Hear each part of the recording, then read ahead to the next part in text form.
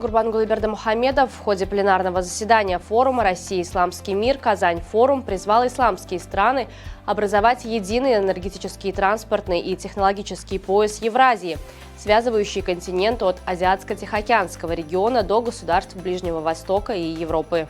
В рамках рабочего визита в Казань национальный лидер туркменского народа, председатель Халк-Маслихаты Туркменистана Гурбангулы Бердымухамедов провел телефонный разговор с президентом Российской Федерации Владимиром Путиным.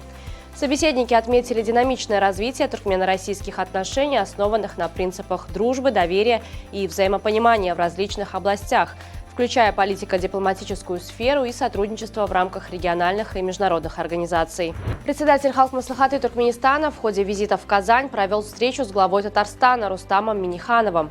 Стороны обсудили текущее состояние и перспективы развития сотрудничества между Туркменистаном и Татарстаном, выделив приоритетные направления взаимодействия в торгово-экономической и культурно-гуманитарной сферах. Делегация Туркменистана представила широкий ассортимент экологически чистой сельскохозяйственной продукции на международной выставке Russia Halal Expo, проходящей в Республике Татарстан.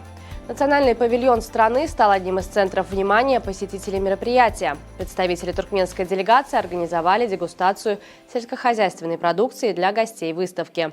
Особое внимание было уделено студентам из Туркменистана, обучающимся в казанских высших учебных заведениях, и их сокурсникам.